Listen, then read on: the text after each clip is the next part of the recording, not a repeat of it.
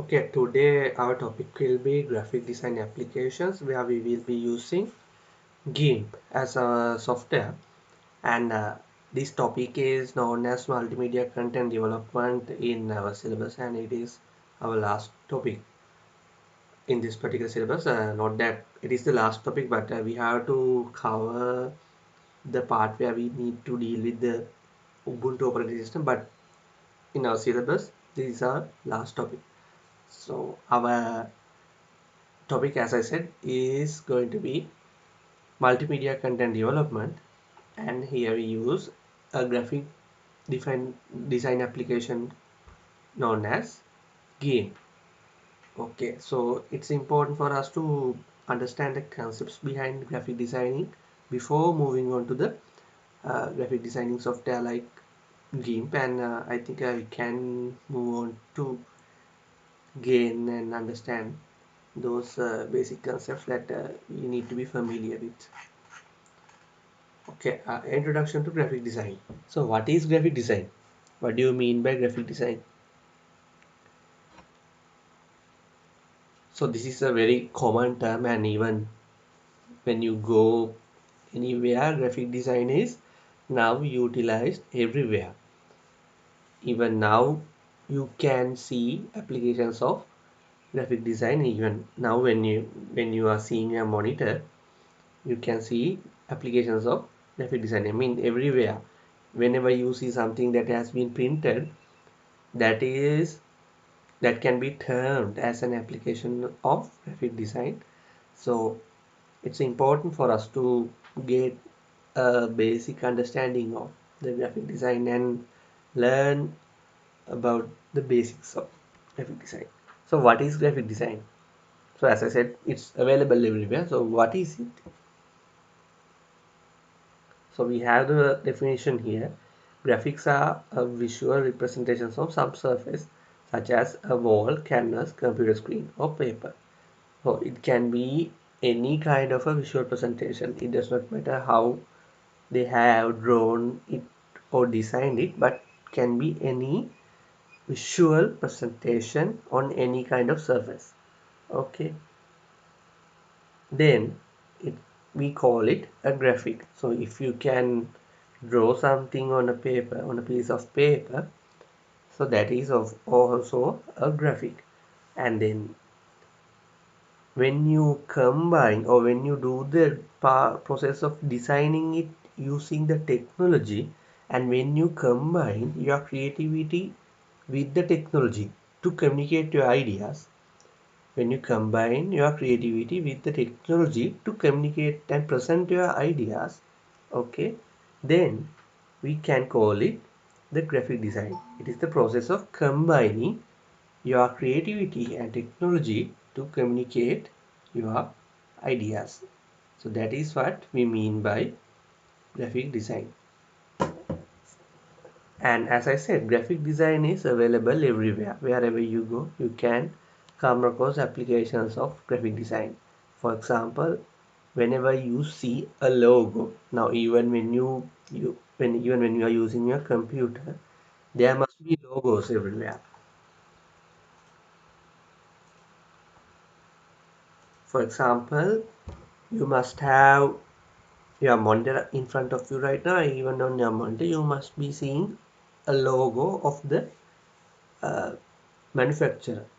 And even if you are using a laptop, it can be a logo, it can be Acer, it can be Asus, it can be Samsung or whatever the brand it is, they have a logo. So basically nowadays when we see a logo, when we want to create a logo, we make use of graphic design applications for creating our logos. And then you must be having you must have had experiences with brochures. Brochures are those pieces of papers that people distribute on the wayside, and I think yeah, you must be familiar with the brochures. And then newsletters are there, bro. Then again, posters, signs, cutouts, holdings. So wherever you go, wherever you see something that has been printed, so that is an application of graphic design mostly. Okay, so then we need to understand the different types of graphic design applications which are available in the world right now. So graphic software or image editing software is a program or a collection of programs that enables a person to manipulate visual images on a computer. Basically, a graphic design software gives you the power, gives you the ability, or gives you the opportunity to create visual or visually appealing graphics through your computer or mobile phone. It can be even in mobile phone, not only computer. Okay, so as I said, graphic design is the ability of combining the technology and your creativity. So we use the term technology there, not just computer. So that is why I said that even mobile phones can be used to create graphics now. Now the power of mobile phones have risen exponentially, so we need to take that into account as well. But if we are going to need some advanced uh, powers related to graphic design, then you will obviously have to use a computer in most cases. So there are different applications. So graphic design software or graphic software is a program or a collection of programs that enables a person to manipulate visual images on a computer, okay, or on a mobile phone. So some of the popular applications are listed below. So we have GIMP. GIMP is a graphic design software. Then uh, GIMP is actually a free and open source software. So in our context, in our syllabus, our main focus is on the usage of free and open source software. So that is there in our in the name of our subject as well. In our course module, we have free and open source software for personal computing. So that is our title of our course, and as a result, we are using only the free and open source software throughout this course. So as a result, then GIMP is our go-to software for designing graphic. Then we have Adobe Photoshop. Adobe Photoshop is a proprietary software and it is a paid application and it is not free and it is not open source. Okay. Then we have CorelDRAW and softwares like Illustrator. All those are proprietary and uh, non-open source softwares. Okay. And also please note that Illustrator and CorelDRAW are vector graphic softwares. So vector graphic softwares, there are two different kinds, vector graphic softwares and raster software. So uh, I Illustrator and CorelDRAW happen to be two vector graphic softwares. Okay, our focus will be on GIMP today. And what is GIMP? So I explained that GIMP is a free and open source software which we can use for creating graphic or designing graphics. And GIMP stands for GIMP. GIMP stands for GNU Image Manipulation Program. GIMP stands for GNU Image Manipulation Program. Okay, so this is an important term and you need to be capable of remembering this particular term. Okay, so when you go to the exam, please make sure that you know the acronym related to the GIMP. GNU Image Manipulation Program is an image retouching and editing tool. Okay, so GIMP is released under the GPL v3 license as free and open source software. So that is exactly why we are using GIMP here. And then GIMP is a cross-platform software. Therefore, GIMP is available in Windows, Mac OS, and Linux. So it does not matter what platform you use, you are going to have GIMP available in your operating system if you are using either Windows or Mac OS or Linux. Right. And now it's time for us to install and run GIMP. Okay. Okay, I have already installed GIMP and I have a video and I will show that. Okay, so first of all, you need to go to gimp.org. That is the URL. You have to first go to gimp.org. So that is going to be the URL where we can download GIMP from. Okay, in this, then you can go to the link where it said download, and then you can click download GIMP directly. Then you can save the download location, and the file will be saved in a while, and it's around 200 MB, and in our case it's 171 MB. And once it is downloaded, you can just run the installation. So it's just a normal installation wizard where everything is familiar for you. Then it just asks us to whether to install GIMP for all users. So for just a single user, so just click all users, and then you can click customize to customize your settings before installation. So installation location and the types of features that must be installed along with GIMP.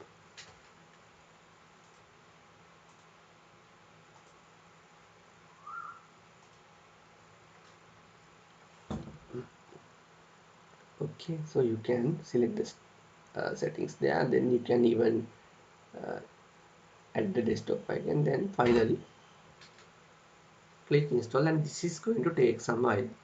Okay, and after the installation you can load in. So installation, as I said, is a basic procedure, and it is not really difficult. It's a easy thing. Okay, in our syllabus, actually in our new syllabus, our reference book has been referred to the version 2.10 of GIMP, or the latest version. So we will be using GIMP version 2.10 for our task, and it's now very similar to Adobe Photoshop as well. So it's kind of easy for the newcomers as well if you are already familiar with Adobe Photoshop. Okay, now I'm going to start GIMP. First I go to start and click uh, GIMP, and it will be start, and it takes some time to start actually.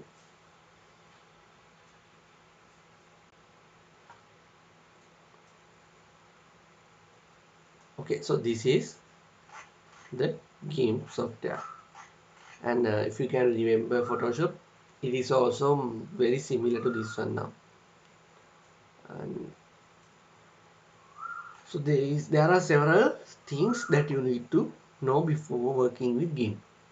It's important to get familiarized with the GIMP environment so that you can have a better understanding of the tools and the panels that you will be coming across while doing your graphic designing tasks. First, we have here the main toolbar. We call this the main toolbar. Okay, uh, yeah, keep these terms in your mind, because you never know what areas you will be tested in the examination. So here we call this the main toolbar. Okay, and then we have here the tool options. So when you click a particular tool here, so this is toolbar and these are the tools, and you can click different tools here. When you click a tool, the options specific to each of the selected tool appears here. Okay, so you can see when you click the eraser, the options related to the eraser appear here. When you click the move tool, the options related to the move tool appear here. So this changes depending on the selected tool. Okay, so this is what we call the tool options. Then we usually have the image window here. Okay, we usually have the image window here. I have not yet added an image here, but you will realize it, you will notice it once I add image as I go along this video. Okay, then we have here the layers panel. This is what we call the layers panel. Okay, so we can have different layers, and then in addition to that we have the channels and also the paths. So this panel can display the layers, the channels, and also the paths. And then on the top right, we have but brushes and also different patterns that we can use, and also fonts, different fonts that we can use, and also a document history. Okay, so this is a basic idea of this gives you a basic idea of the environment related to GIMP. Okay, now I'm going to add an image.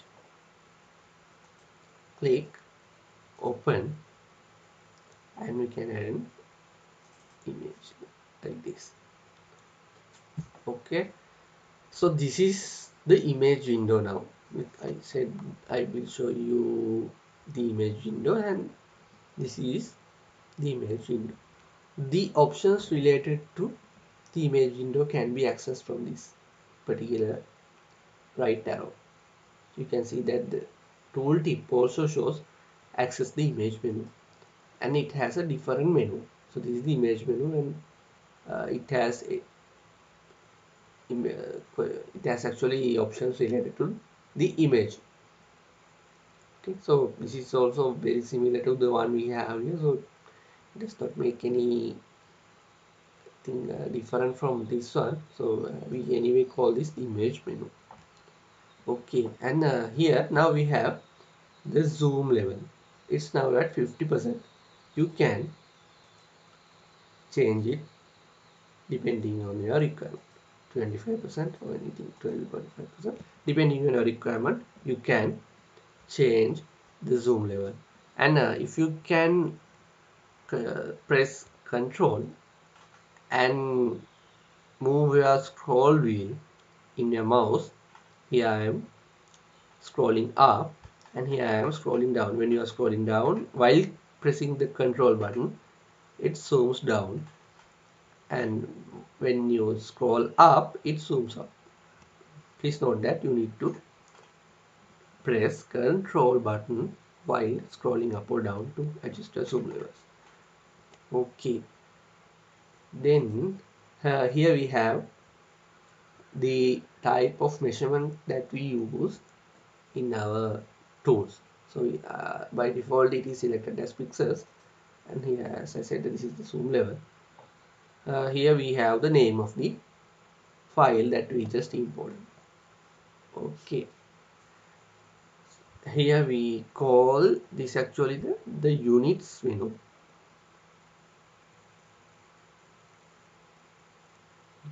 We call this the units menu. Okay, and now you can see that when I move my cursor, when I move my mouse pointer, a a number, uh, two numbers actually, it's a point, and the x-axis coordinate and the y-axis coordinate changes here. Okay, just keep an eye on this location, and once we move our mouse pointer, it changes. Okay, and it shows actually the pointer coordinates. We call it the pointer coordinates. And here we have a button, it's called toggle quick mask on off. Okay, so it gives you an ability to show a mask, and I will come back to that later. And yes, that's all for familiarizing with the environment. Then we have many different tools here. Okay, so not all tools are shown here.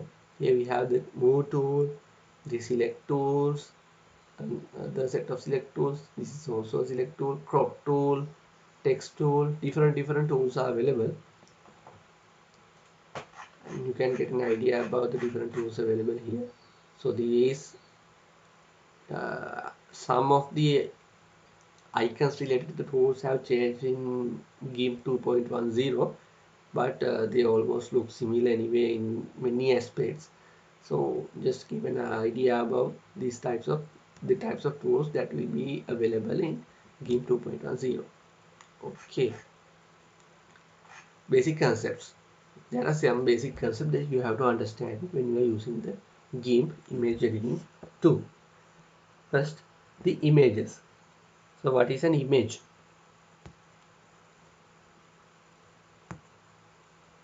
So when you capture a photograph even from your mobile phone or your digital camera, okay, you actually capture an image so that the end result is a JPG file.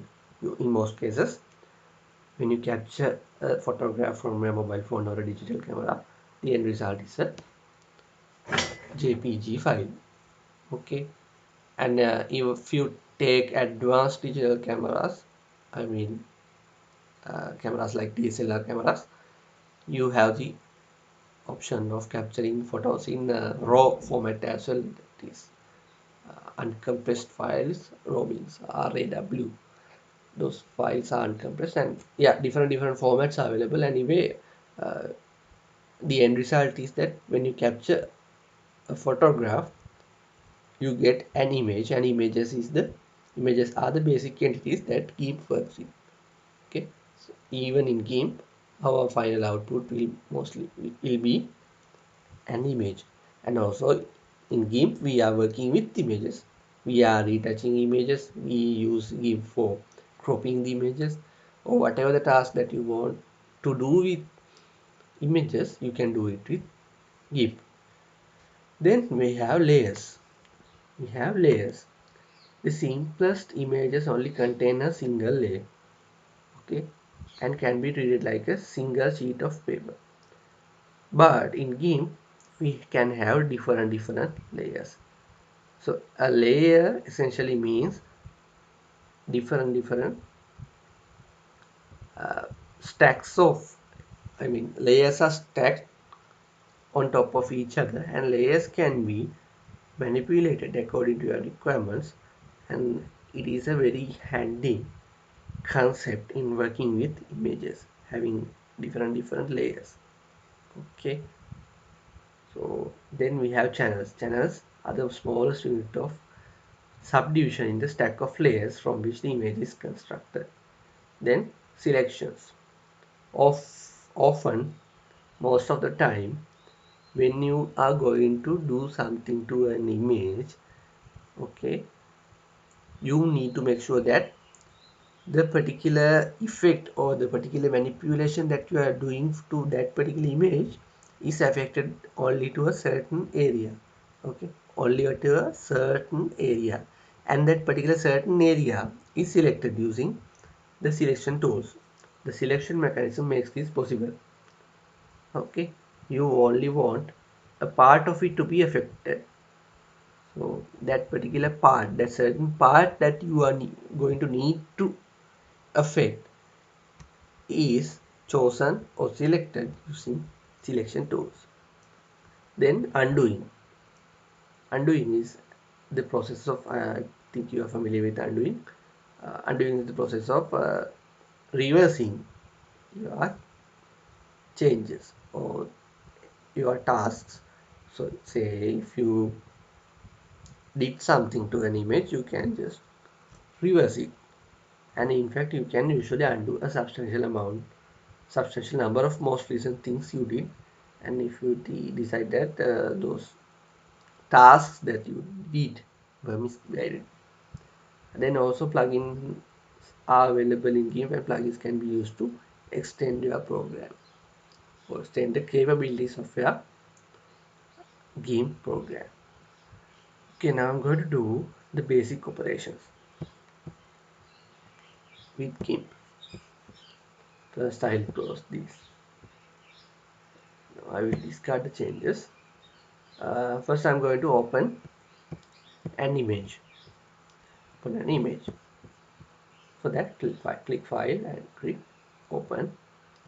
Then you can choose the path, and I'm going to click existing image here, and that is how you open an image in GIMP.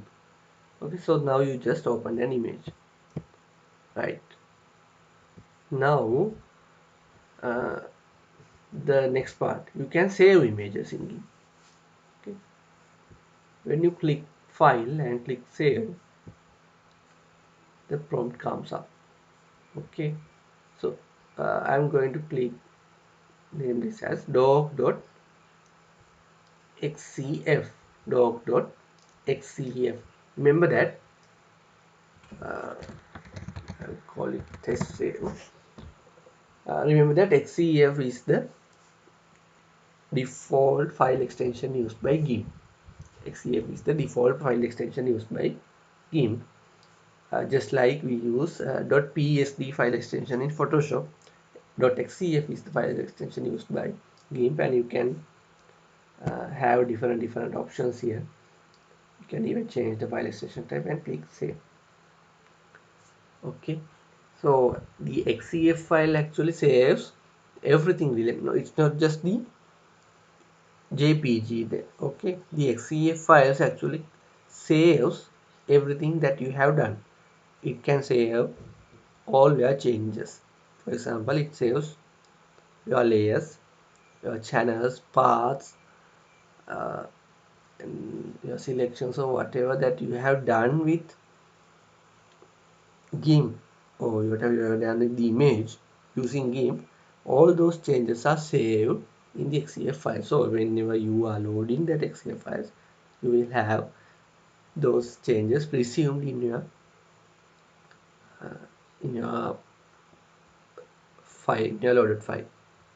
Okay, then also you can save, rather than saving, actually in most use cases what we want is an output image which can be used, or which can be displayed in your monitor or in your mobile phone, or even if you want to upload it to it, then you are essentially going to need a PNG file or a JPG file. So for that, we have the option here. We can click export. Click exporting the image. Then here you can select the file type by extension. Here we have a different types of image type extension, and from this select the JPEG image.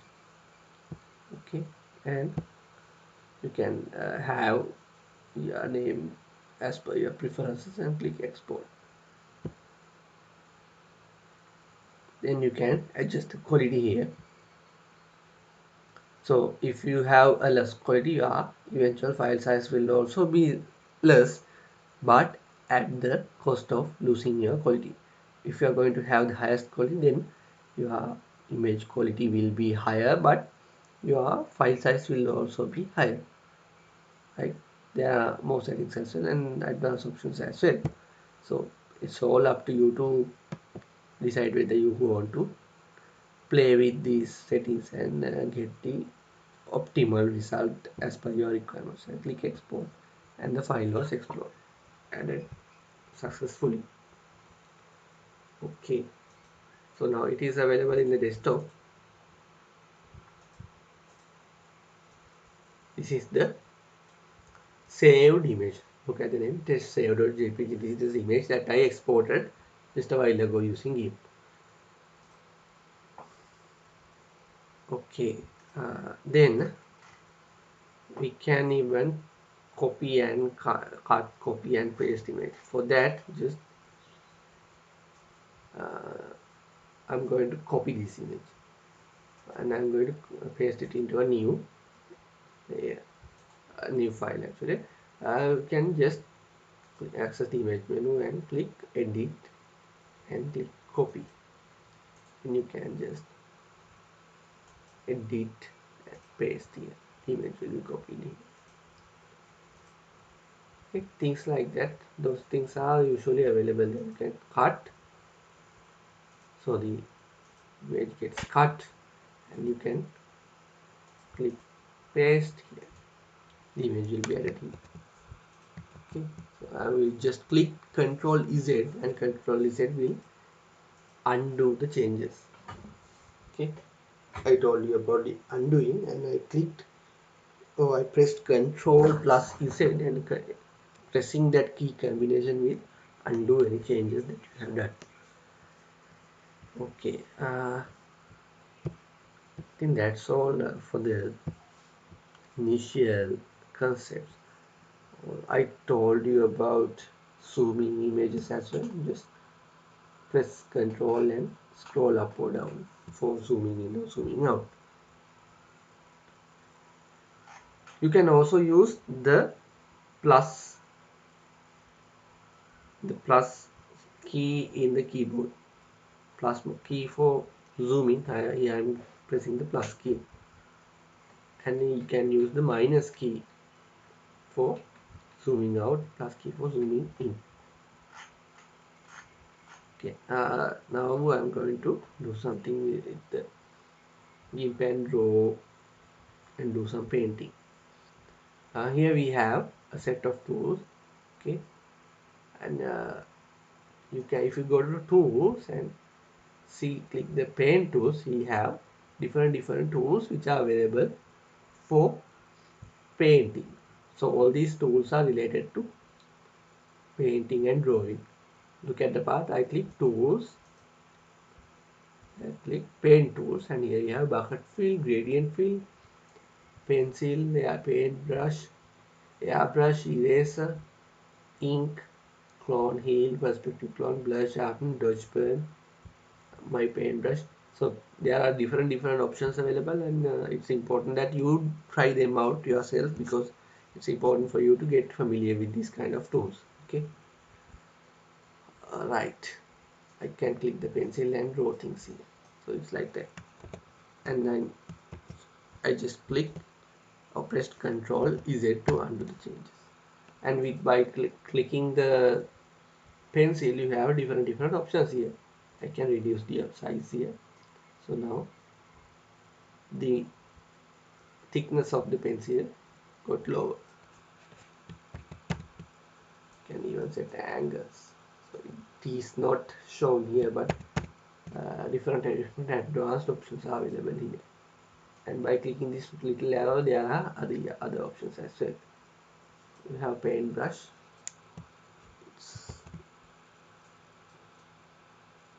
So this is a paintbrush, not a pencil.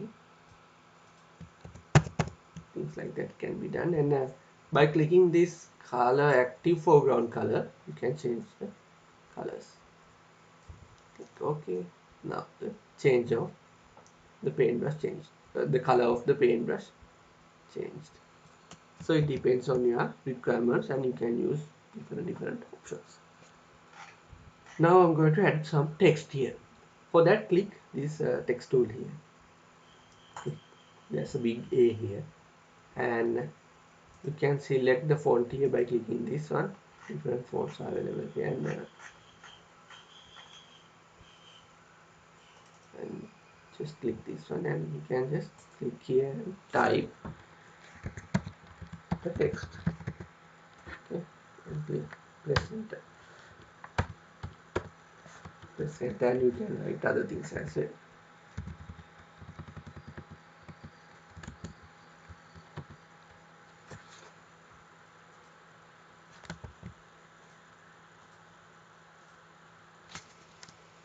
So here we have a text layer now.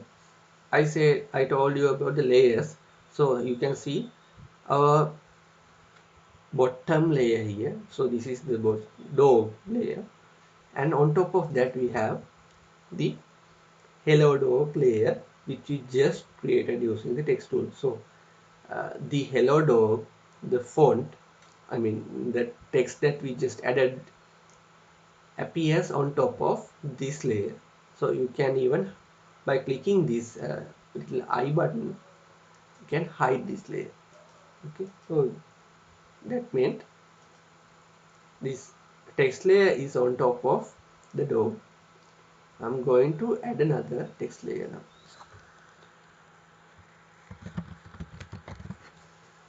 and I'll keep its size big.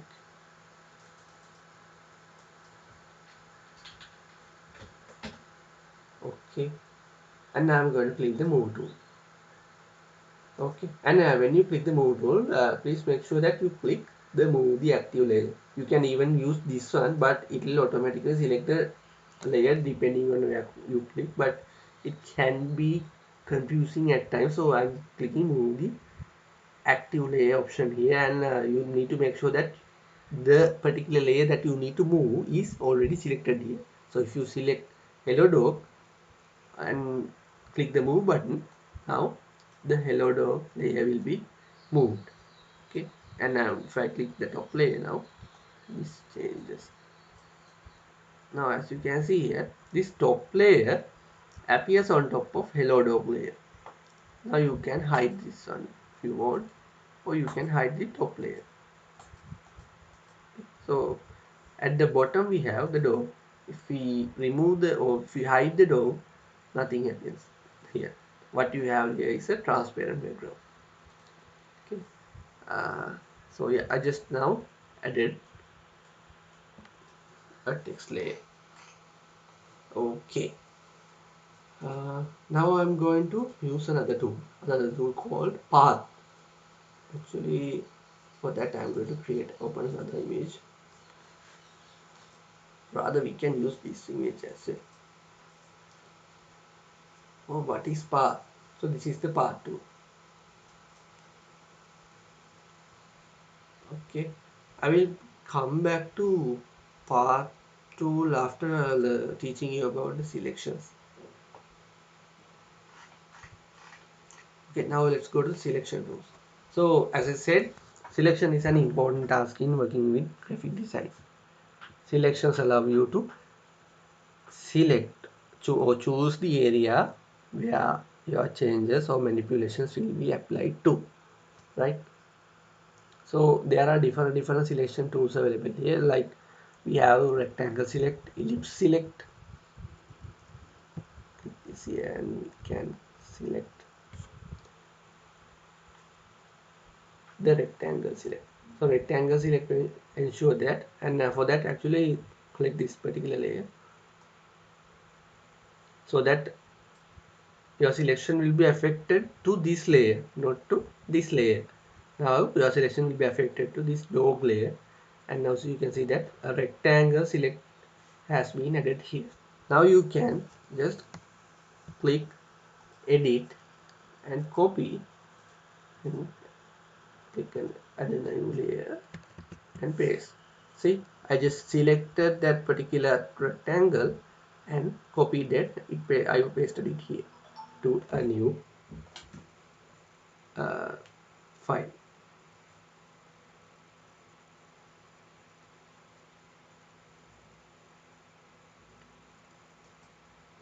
Okay. Also, there is another option called ellipse select. So ellipse select is like this. It gives you the option for selecting as a circular area or an elliptical region. It gives you the option of selecting a circular area or an elliptical region. Right now, okay. So those are the two basic selection tools. Then we have the free selection tool. So with free selection tool, actually we have to draw the selection area, just like this. Click on different on your relevant path, and you can select the particular selection area that you want, and then you can again click Ctrl C for copying and copy it anywhere else.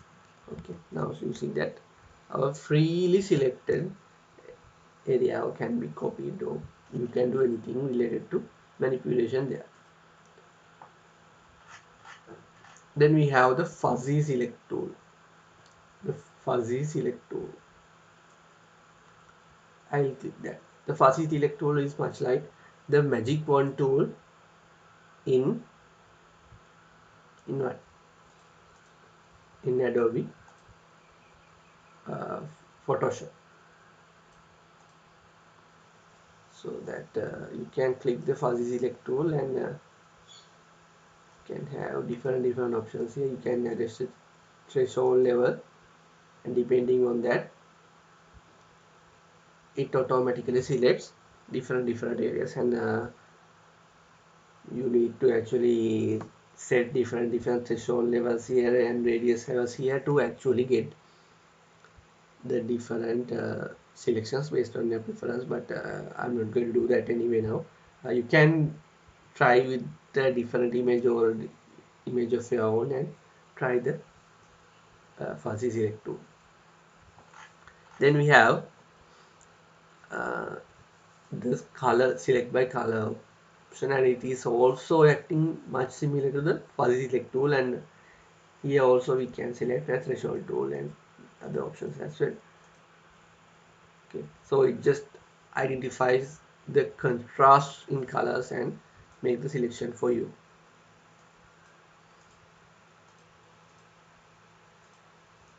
Right, so you can actually try them out yourself and see how they pan out eventually. Also, we have a tool called Intelligent Scissor Tool. So go to Tools, Selection Tools, and click Intelligent Scissors. Okay. Uh, for that, you can use it like this. You can click here and keep on drawing, and it identifies the color differences itself, and it draws the path and for us in an easy way. I just click here along the path, and it gives me the, or it understands the color differences, color contrast differences, and gives me the path. So just like this.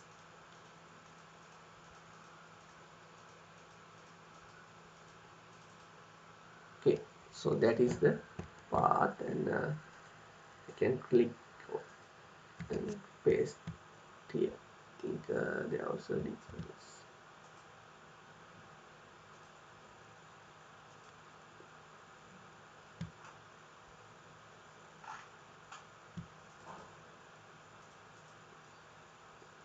So yeah, that's the basic idea, where you can with the scissor select tool, you can with the intelligent scissors tool, you can select the area and it automatically does the job of contrasting the colors and gives you the selections based on that. You also have a tool called forecast, sorry, foreground select. So like that you can just select, and there are different tools, and it's up to you to try them out and see how you can use them. Okay, then there's another option called combining selections. So imagine you need to select a rectangle, and also there's another unusual shape, and you need to combine the selections. For that, you can click, first you need to select this rectangle. Okay, then you can select the elliptical or the any other selection tool and click shift, not click again, press shift. Pressing the shift will add a plus icon to the cursor. You can see that now when I press the shift button, a plus is added. Plus is added. Okay, and now I am pressing shift and adding the elliptical region. Now the selection is combined. Now click copy and paste here. See, the selection is, or the combined selection is copied here. You can even subtract, or I mean not, rather than adding selections, you can even subtract the selections as well. So how do I do that? Click the rectangle, select here, and I'm going to subtract an elliptical region from here. So how do I do that? For that, rather than clicking shift, or rather than pressing shift, I'm going to press control. Now the subtract symbol appears there on the cursor. and I will just freely draw the elliptical region. Now I'm going to copy this selection. You can see that without that particular elliptical region we have the selection. Okay, now we need to understand or identify the cropping tool. Actually, cropping tool actually gives us the option to cut off sides of an image to make proper size or to remove unwanted parts of the image. It gives us the option to remove unwanted parts of the image and also to make the image to a proper size. Okay, for that we have the crop tool here. Okay, you can even go to tools, uh, transform tools and crop tool, or rather you can click here. Here you can set different settings. Here you can even set the aspect ratio of the uh, crop size. So I want just the dog. Imagine you want just the dog here. Then you can select dog, just click, just double click. That's all. Then it will crop the image, crop the entire image and remove all the unwanted parts. So I'm going to undo this change. So that's how you can use the crop tool. So it can be used in instance uh, situations where you need to just need only the remaining parts of the image and you are just wanting to remove unwanted specific parts and get image manipulated depending on your requirements. Then I told you about the layer. So here we have the top layer. Normally we call this the top layer, and at the bottom we have the background layer. In between we have the middle layers. Okay. You can add a new layer by clicking this button. Create a new layer and edit the image. So creating a new layer actually gives us new options, and you can adjust them as per your needs and click OK. So that added a new layer. So this is a transparent new layer and it does not have anything in it. So it does not make any changes in terms of appearance, but so that is how you just add a new layer. So this is the layer panel. Okay, and we call this the mode menu. Okay, in the mode menu we have different options, and we call this the mode menu. Then we can adjust the opacity here. So opacity is basically the transparency. So here we have opacity as 100%, and we can reduce that. So when you have a zero opacity, the transparency is maximum. So it's like that. You can set or adjust the opacity here. Then we have this little eye icon for which you can hide or enable different layers. Uh, then you have the option of grouping the layers. So imagine now we have here two different text layers, and suppose that you need to combine these layers into a different group, and I'm going to do that. Just click this group icon. So it creates a layer group. It's just a conceptual thing. So just I'm going to double click it and rename it to text layers. So it's easy for you to organize the layers, and just click the top layer and drag it to the text layer.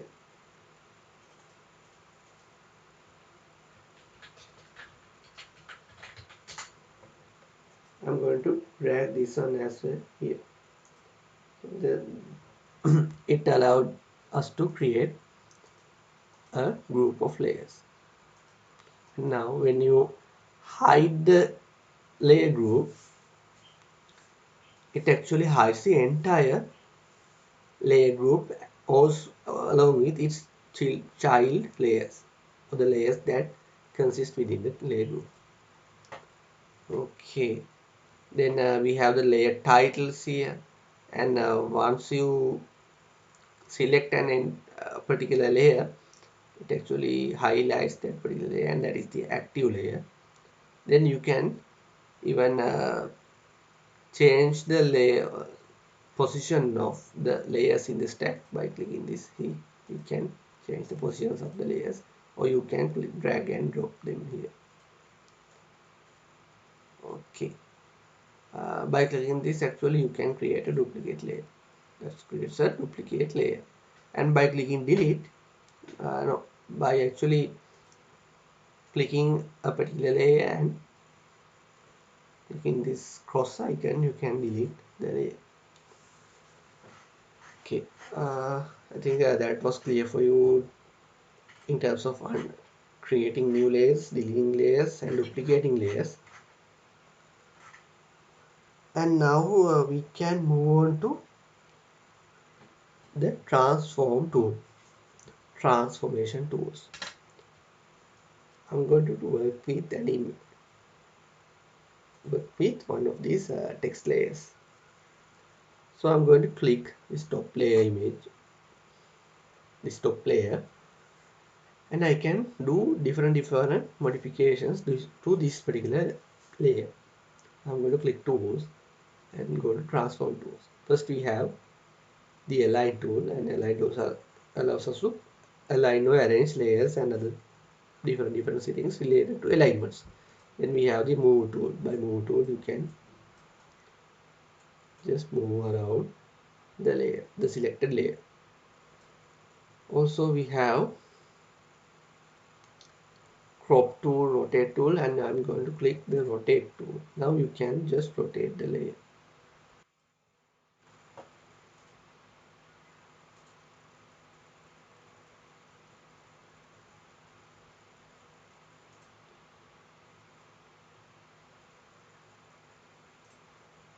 You can rotate the layer just like this, and then you can move it here. Now the layer has been rotated. Okay. Then there are no more tools. You can even click the scale tool. Look, it increases the size. But for the text layers, I advise not to use the scale layer. The scale tool actually it pixelates your textual content. Therefore, uh, just if you just want to increase the size of the text layer, go to the text tool, click edit, and from there onwards click and increase the size. Okay, and it actually changed our existing sort settings as well, but anyway, now you can use this to scale. But also then we have this shear tool. So what does it do? See, there's something like giving you a different look. And remember that shearing this one. Okay, and then click move tool to apply the changes. Then you can use the perspective.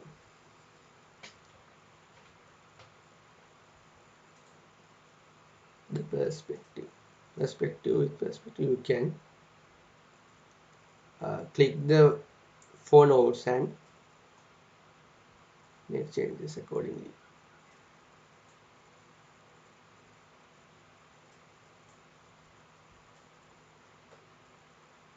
So this is the perspective tool, right? So it gives a perspective effect, right?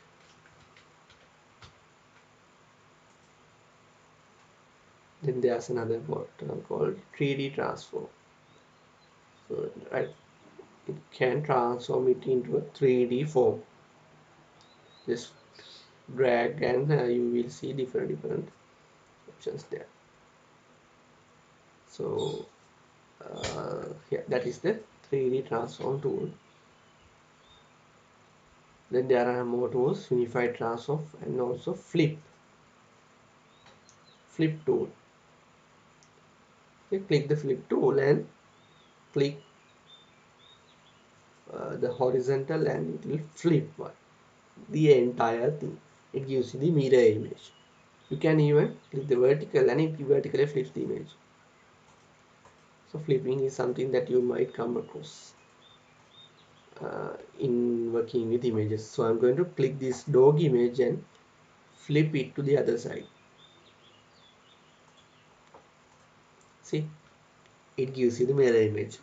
It gives you the mirror image. You can even do the vertical flipping.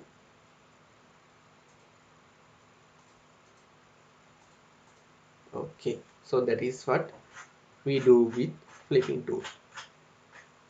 Okay, then I need to give you a basic idea about the color spaces. So color spaces is something that we need to be important or we need to be aware of while working with GIMP, and there are two color spaces known as or the two most widely used color spaces known as RGB and CMYK, and even in this one you can set the color space depending on your requirements, and we use RGB for scanners and cameras and displays, and if we are going to print something we usually use the CMYK color space. Okay, CMYK stands for cyan, magenta, yellow, and K stands for black. Okay, uh, RGB stands for red, green, and blue. Then we have the mode tool, mode menu here. So what does mode do here? Actually, it affects the blending modes or how the pixels of a layer will interact with the pixels of the layers below it. I'm going to bring it to the top, and here we can have different options. Color erase or even merge. It actually makes sense when you have different layers, and it might not make sense when you have text layers along with this, but take the idea of the blending modes. It actually changes the blending modes, and blending modes affect how the pixels of a particular layer will interact with the pixels of the layer below it. Okay, uh, so you can just play around with this blending mode tool and observe different changes. Now we can work with masks. Mask. So what do you do with a mask? A mask is like a stencil. Okay, it's more like a stencil, and you can place it over an image. Okay, a mask is placed over an image, and you can edit only a part of the image while the rest is protected. I'm going to show you an example. Actually, masking gives you the ability to hide, edit, and protect selected areas of an image. Okay, I'm going to give you an example. There are different kinds of mask and different mask types such as a layer mask, channel mask, quick mask. So those are the mostly used mask.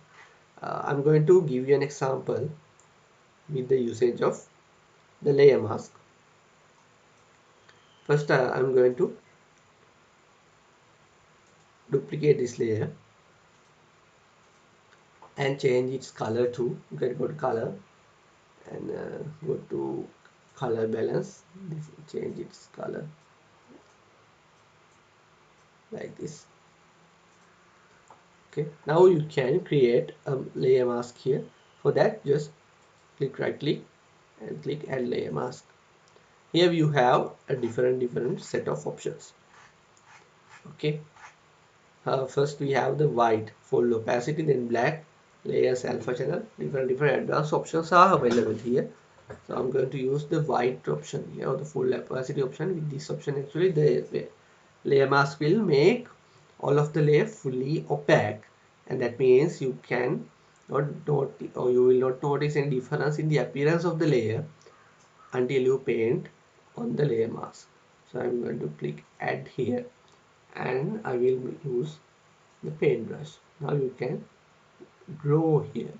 You can see that the image below, or the layer below the active layer that we are working with, appears here. See, so you can use this one like this, and you can click finally apply the layer mask. Now if you hide this layer, we have this one.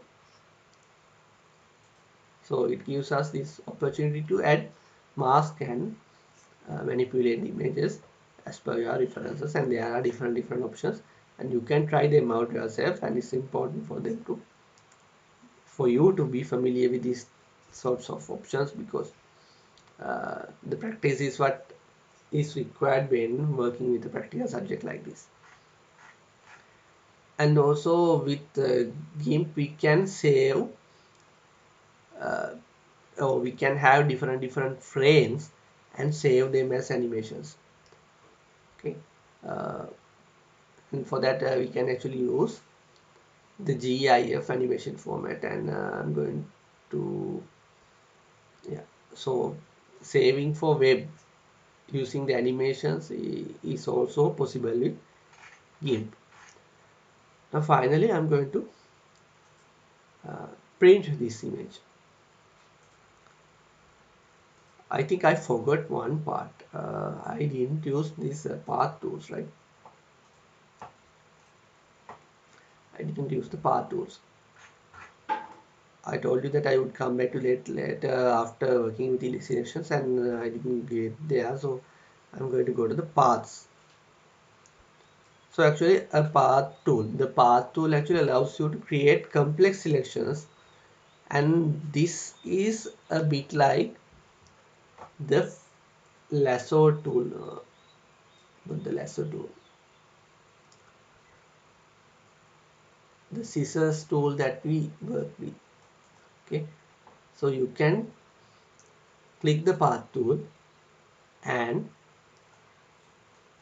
draw different paths here, and with that path you can have different options here. Here you have 3 options. You can select selection from path, so that actually selects the path that you just created, and I can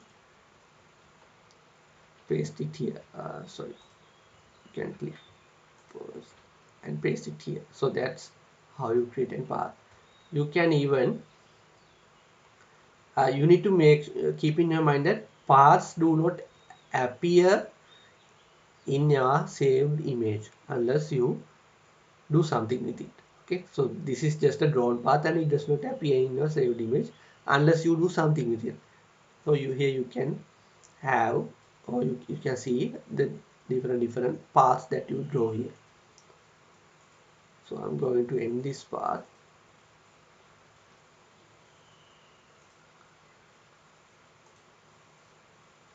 and I'm going to create a new path now. You can draw the path of the draw roughly here.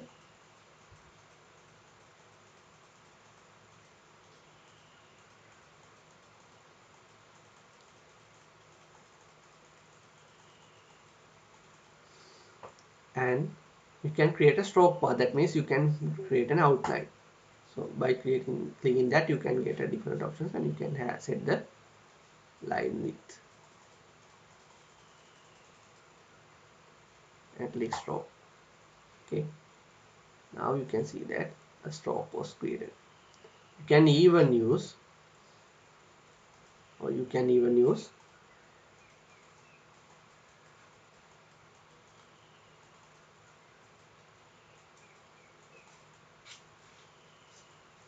the fill path option. So this will fill the path. See, you can create a fill path. Okay, so that's the idea of using paths, and you can access the paths here. Different paths are available here, and you can see like that. You can have them here, and finally you can, I'm going to print this one. you can print the image. For that, you can go to file and click print, and the printing options will appear here. And since I don't have a printer here, I'm going to use the Foxit PDF. I'm going to use the PDF printer here, and here in the image settings you can select the width and the height of the image that you are going to eventually print. Okay, the X resolution actually you can set the resolution used for calculating the printed width and height from the physical size of the image. Okay, you can adjust this,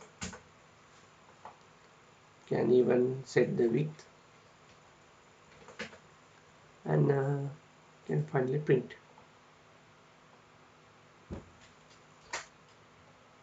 Okay, that saves.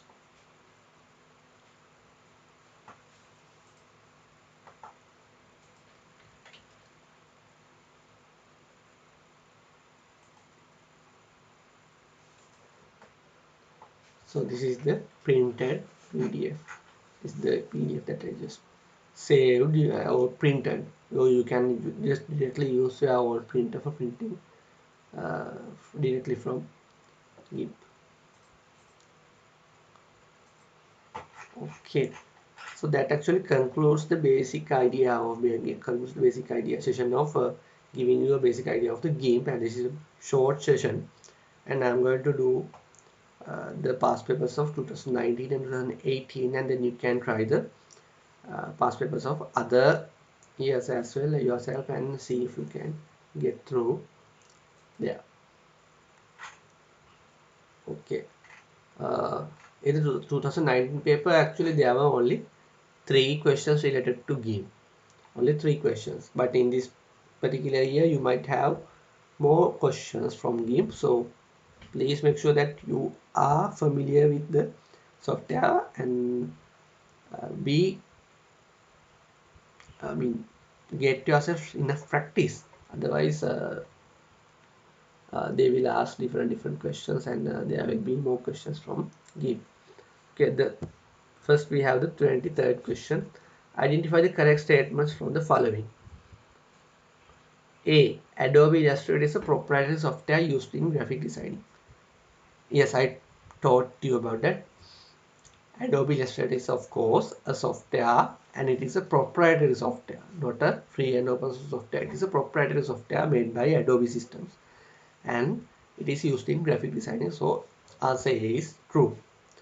GIMP stands for German Illustrator Software for Image Manipulating Program. No. What did GIMP stand for?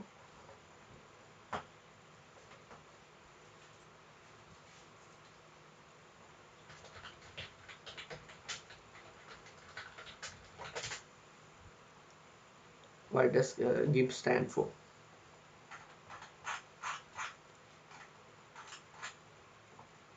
Can you remember?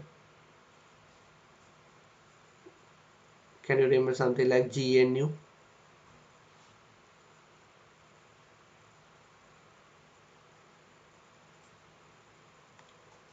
GIMP stands for GNU Image Manipulation Program. GNU Image Manipulation Program. So that this is the meaning of GIMP. GNU Image Manipulation Program. So answer B is incorrect because it gives an answer like German Illustrator Software. So no, it is not the answer. C. Fuzzy Select Tool. Fuzzy Select Tool. It is a tool that we use for selecting. Fuzzy Select Tool in GIMP is a tool in GIMP used to select a contiguous region based on the color. So what is a contiguous region? A contiguous region means a region having a same border. Okay, a region having the same border. So then the fuzzy select tool is a tool that is used to select a contiguous region based on the color. Yeah, it selects the selections based on the color differences. Therefore, answer C is correct. Okay. And if you have any doubt, you can just fuzzy tool and Google the fuzzy tool contiguous. Then you can get the fuzzy or the documentation of GIMP, and you can get all the information related to the fuzzy tool or any tool that you need to be aware of. So as you can see here,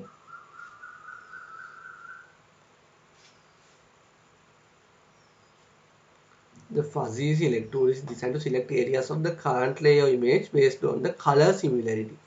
Based on the colors similarity. Okay, we have the word contiguous here. It starts selecting when you click at a spot in the image and expands outwards like water flooding low-lying areas. Selecting contiguous pixels whose colors are similar to the starting pixel. Right? So that is what the fuzzy select tool does. Answer D. The area where you work or edit in a GIMP is known as channel. Is it true? The area where you work or edit in GIMP is known as channel. No, the area or the work you edit in GIMP is known as a layer. So that is where we work. We work with layers. So answer D is incorrect. Then answer E. GIMP can be used as a photo retouching tool to enhance the quality of an old photo. Yes, that is essentially what we do with GIMP. That is one of the use cases of GIMP. So GIMP can of course be used for photo retouching. Then our answers are answer A, C and E. Yes, I see. Then 24. Which of the following tools in GIMP is categorized under paint tools? Paint tools. Crop tool, airbrush tool, share tool, perspective tool, pencil tool. Can you remember the transform tools?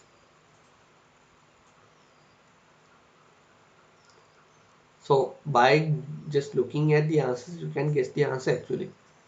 It asks us to categorize, it asks us the set of tools which are categorized under paint tools, right? So do you think that crop tool can be categorized under paint tools? No, it is something related to transformation of an image. It is not going to paint anything. Can airbrush tool be used? Yes, of course, airbrush tool is something that you use for painting. Yes, then B is an answer. The shear tool, actually it is a transformation tool.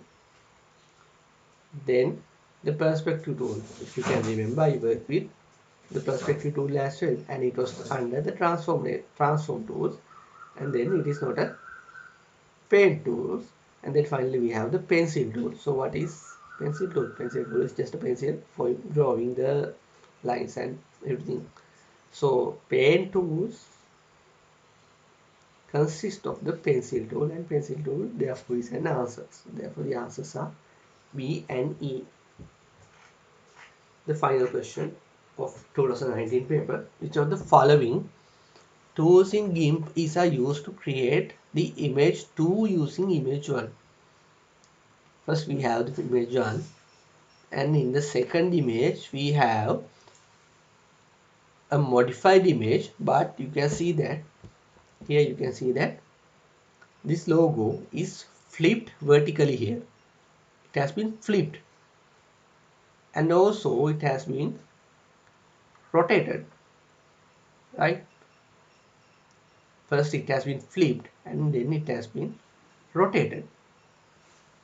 You can see that they have not used the text tool, and they have used the flip tool, and they do not seem to have used the scale tool because both these images look the same size. So they have not used the scale tool. They of course have used the rotate tool, and they do not seem to have used the share tool as well. So the answers are, what are the answers? Answers are B and D. Right. So those are the three questions from the 2019 paper, and I'm going to do the 2018 paper. Question 22. Consider the following graphic designed using GIMP. Which of the following tools are used to design the above graphic? You can see that the logo here, and it asks us to define or understand the tools used to creating this one. Shear tool is used there. If you can remember,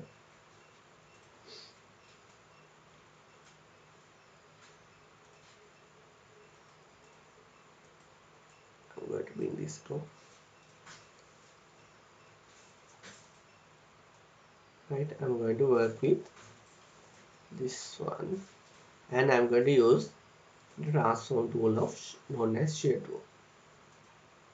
See, this is the same thing that they have done here. So they have done something like this. Also, what else have they used? Have they used the perspective tool? No. The perspective tool does something else. Does it use the rotate tool? No. Flip tool? Yes, the image is flipped. Therefore, the flip tool has been used. And they have flipped it horizontally. And have they used the scale tool? Yes, they have scaled down the image. In the original image, we have a much large image, but in the secondary image, we have a small image. Therefore, they have used the shade tool, the flip tool,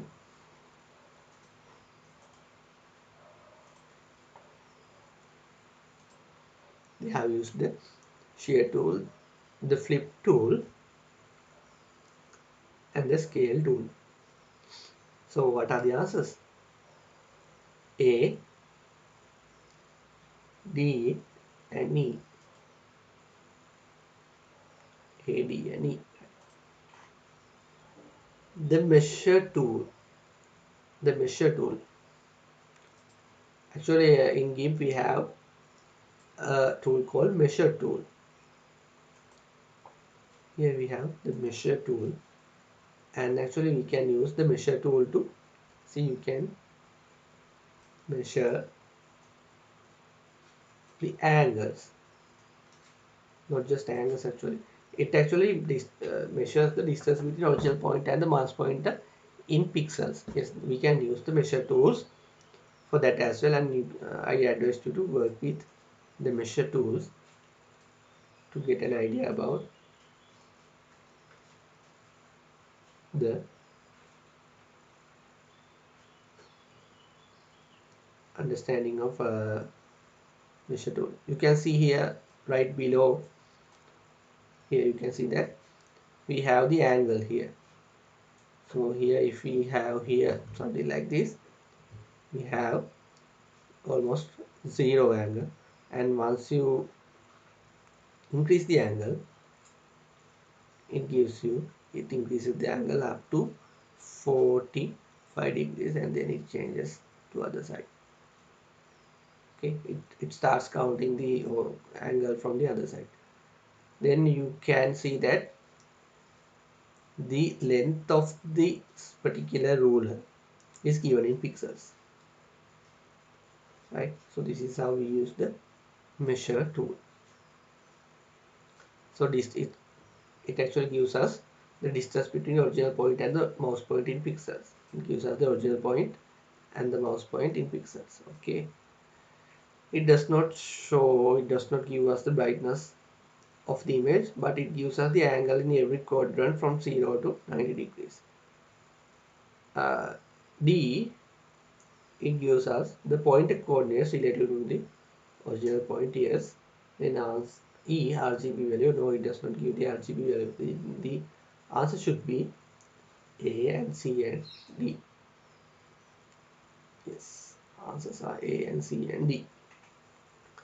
24. The create a new image dialog box in GIMP lets one to select predefined values for the image using template option. Specify the width and height of the image. Yes, it is something that it allows us to do. I'm going to do that now.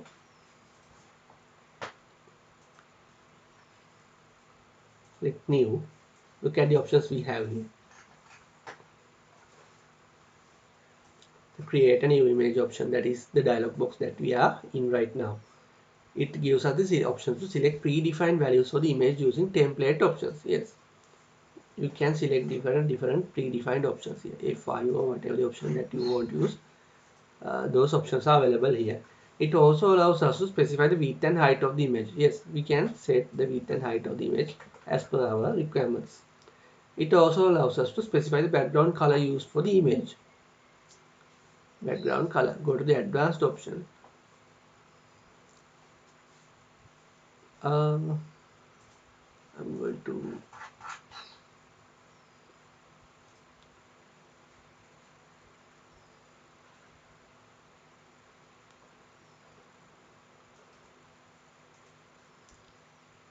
yes, here we have the option of filling with background color. We can fill it with the background color option. Then we can select its physical size when it is printed. The XY resolution. No, yeah, it is also available here in advanced options. Change the orientation of the image. Can you see anything related to the orientation, the portrait or the vertical, horizontal, or the portrait or landscape? No, it is not available here. So other than the answer E, answers A, B, C and D are true. Right. Then final question. Which of the following tools can be used directly to transform from image 1 to image 2? What are the options? Please give me an answer.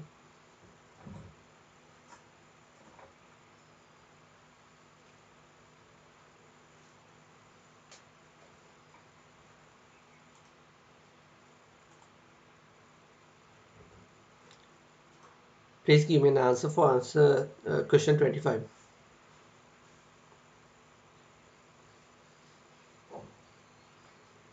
Can you use rectangle select to directly transform, or rather select this one? Can you use the rectangle select? Okay, answers are given as C and D. Can you use the say rectangle select? No. Rectangle select essentially selects a rectangle area. The ellipse select will select an elliptical or a circular region. So that is not what we want here. The scissors select tool can be used to directly or easily select this particular pencil from here. Also we can use the free select. Free select will allow us to select or make selections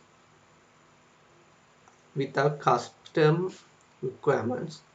So you can just click here and click around this pencil and make the selection. So it asks us to select the tools that can be used directly to transform from image 1 to image 2. Then finally we have the healing tool, and healing tool is not, it cannot be used here. Healing tool is something different, is a different tool that can be used for healing or working with images that can overlay. Actually it can be used to heal different layers. Okay, so the answers should be C and D. C and D, yeah.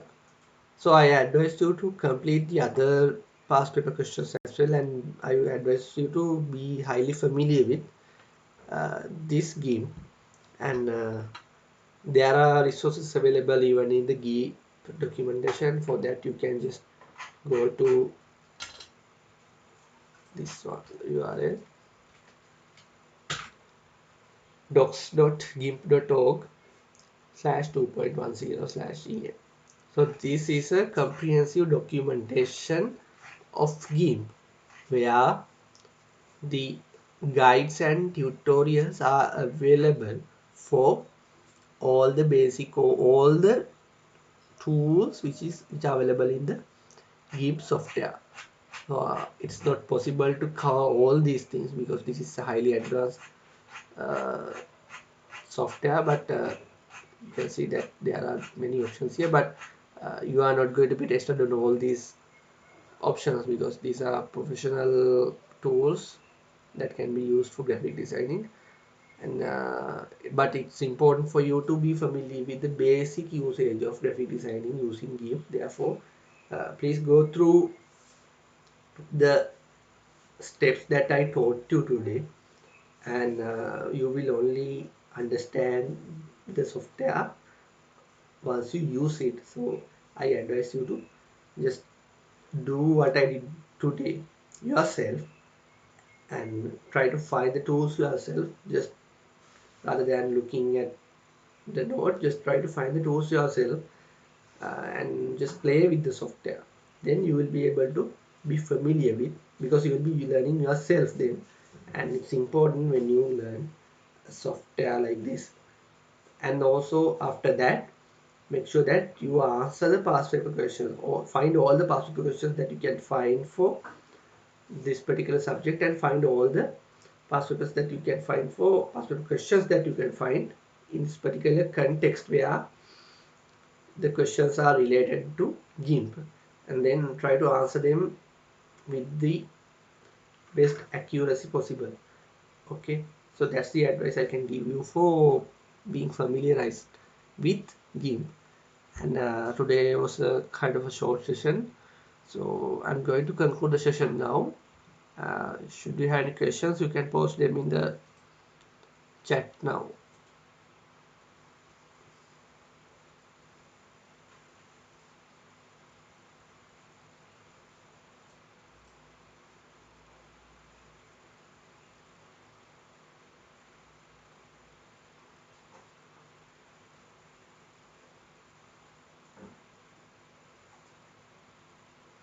Okay, there seem to be no questions. If you have any questions, you can anyway post it in the classroom or the WhatsApp group, and I'll be able to answer. So make sure that you follow the questions, and I'm going to conclude the session now. And thank you very much for your time. Have a nice day.